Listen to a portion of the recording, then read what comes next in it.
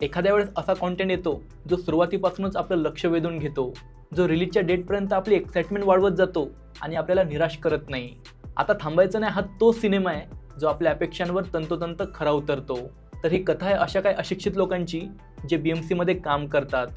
कुणी जल विभाग, कुणी कचरा गोळा करणारे, तर कुणी ड्रेनेज क्लीन करणारे.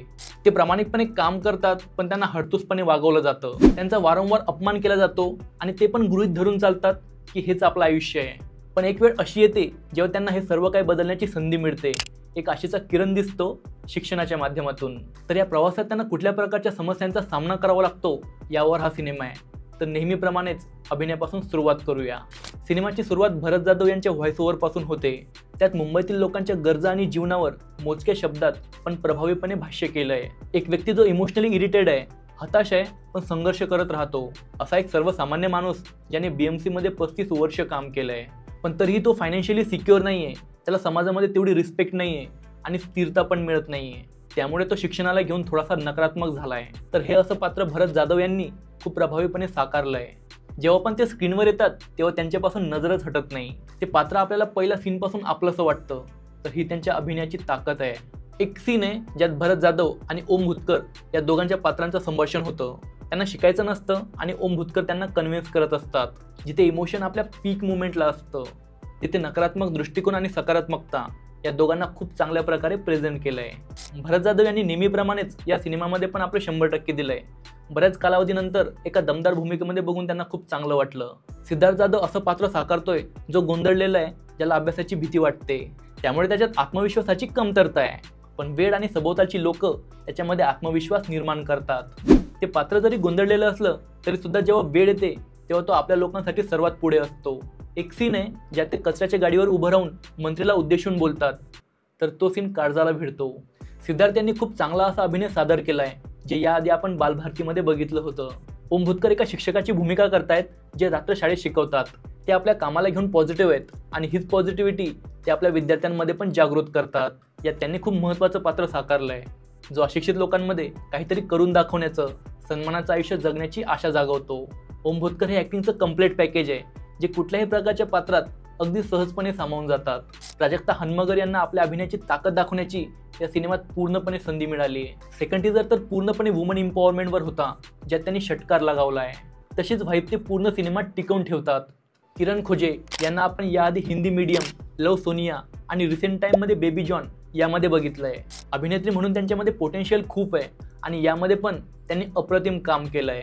आशुतोष गोवारीकर आपल्या भूमिकेमध्ये डिसेंट वाटतात. फार काय स्क्रीन टाईम नाही, पण कथेत त्यांचं पात्र ट्विस्ट आणत राहतं. पर्णपेटी यांची भूमिका देखील छोटीशी आहे, पण ते पात्र कन्व्हेन्शनल वाटतं. असं बिलकुल वाटत नाही की ते पात्र कथेमध्ये जबरदस्ती घुसवलं गेलं आहे. समोर चालून ती अधिक स्क्रीन टाईम सोबत अजून बेटर गोष्टी डिझर्व करते. बाकी श्रीकांत यादव, प्रवीण डाळिमकर, रोहिणी हट्टंगडी यांनी सुद्धा आपली पात्र चोखपणे पार पाडली आहे. शिवराज वायचळ यांनी अभिनेता म्हणून बरंच काम केलंय, पण लेखक दिग्दर्शक म्हणून हा त्यांचा पहिला सिनेमा. तर ही कथा धरम वालिया यांची आहे आणि शिवराज वायचळ, अरविंद जगताप, ओंकार गोखले या तिघांनी मिळून याचं लिखाण केलंय, जे खूप कौतुकास्पद आहे. जेव्हा ट्रेलर आला तेव्हा मला असं वाटलं की अरे यार, सर्व काही इथेच दाखवून दिलंय, मग सिनेमात काय दाखवणार. पण सिनेमा आपल्याला ट्रेलरमध्ये जे काय दाखवलं त्याहून खूप काही अधिक देऊन जातो. ट्रेलरमध्ये पात्रांची ओळख दिली जाते, त्यामुळे एक प्रकारचं इमोशन तिथेच बिल्ड होतं, जे सिनेमात मेकरसाठी खूप इझी होऊन जातं. सिनेमात त्यांची डिटेल ओरिजिन पण दिली जाते, त्यामुळे त्या पात्रांसोबत आपण कनेक्टेड फील करतो. हे सर्व काही दिग्दर्शकांनी खूप सुंदररित्या आणि नाविन्यपूर्ण पद्धतीने मांडलंय. शिवराज यांचा डायरेक्टर म्हणून हा पहिला सिनेमा आणि यात त्यांनी कौतुक करण्यासारखं काम केलंय. तर नक्कीच अशा तरुण दिग्दर्शकाची आपल्या मराठी सिनेमाला गरज आहे. रायटिंग या सिनेमाचा सर्वात स्ट्रॉंग पॉईंट आहे, जो आपल्याला कथेसोबत त्यातील प्रत्येक पात्रासोबत एकजीव करून टाकतो. यामध्ये सिच्युएशननुसार ॲक्युरेट असे मांडले गेलेले संवाद त्या सीनला अधिक दमदार बनवतात. सुरुवातीलाच एक सीन आहे ज्यात सफाई कामगार कचरा क्लीन करण्यासाठी ड्रेनेजमध्ये जातो. तर तो सीन आपल्या मनावर इम्पॅक्ट क्रिएट करतो की या लोकांचं हे काम किती रिस्की आहे. याचं लिखाण दमदार आणि मॅजिकल असण्याचं एक उदाहरण मी तुम्हाला सांगतो.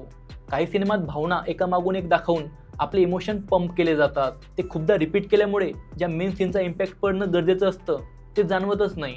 पण यात थोडं वेगळं आहे. स्टोरी स्लोली पुढे जात राहते. डिफरंट ओरिजिन, डिफरंट सिच्युएशननुसार इमोशन जनरेट केले जातात. त्याची जास्त अतिशयोक्ती नाही केली जात, त्यामुळे योग्य वेळी महत्त्वाचा सीन हा प्रभावशाली वाटतो. स्टोरी स्लो चालते, पण आपला इंटरेस्ट लूज होऊ देत नाही. ज्यामागचं क्रेडिट हे एडिटिंगला पण द्यावं लागेल. भरत जाधव यांच्या व्हॉइस ओव्हरपासून तर शेवटपर्यंत ते आपल्याला बोर होऊ देत नाही. एवढे सारे पात्र तर त्यांना समान महत्त्व द्यायचं, कथेचा गाभा समजवायचा, सिनेमा आपले पेशन्स चेक करतोय असं बिलकुल वाटू नाही द्यायचं. तर हे असं चॅलेंजिंग टास्क त्यांनी आपल्या टाईमलाईनमधून अगदी सहजपणे दाखवलं आहे. तर आजच्या तारखेत जी गोष्ट आपल्याला प्रभावशाली वाटते, जी आपलं मनोरंजन अगदी मनापासून करते, असं जेव्हा आपल्याला फील होतं तेव्हा समजून जायचं की समोरच्या माणसाने जीवापाड मेहनत केली आहे. सिनेमॅटोग्राफी सिनेमाची भव्यता वाढवण्यासाठी मोलाचं योगदान देते. ते मग सर्वजण एकत्र धावण्याचा सीन असो किंवा एकत्र बसून अभ्यास करण्याचा. कॅमेरावर आपल्याला बिलकुल निराश नाही करत. याचं बॅकग्राऊंड स्कोर मला खूप प्रभावशाली वाटलं. समोर परिस्थिती काय आहे त्याला अनुसरून बीजीएम अगदी तंतोतंत वापरलं गेलं आहे, ज्यामुळे तो सीन अजून भव्य वाटतो. गाण्याबद्दल बोलायचं झालं तर पर्सनली मला टायटल ट्रॅक प्रचंड आवडलं आहे. ते जेव्हा पण वाजतं तेव्हा एका वेगळ्याच प्रकारची पॉझिटिव्ह एनर्जी रिफ्लेक्ट होते. एकूण काय तर हा सिनेमा शिक्षणाबद्दलचा सकारात्मक दृष्टिकोन मांडतो, कारण शिक्षण हे खूप महत्त्वाचं आहे. बाकी हा व्हिडिओ तुम्हाला कसा वाटला हे मला कमेंट करून नक्कीच सांगा. याचबरोबर मी टॉप 10 अभिनेत्री जे अंडररेटेड आहे त्यावर एक व्हिडिओ बनवला आहे आणि त्यामध्ये या सिनेमातील एक अभिनेत्री पण आहे, जो तुम्ही इथे क्लिक करून बघू शकता. व्हिडिओ आवडला तर लाईक, शेअर आणि सबस्क्राईब करा आणि बघत राहा द मराठी शो. भेटूया आपण लवकरच. जय हिंद, वंदे मातरम.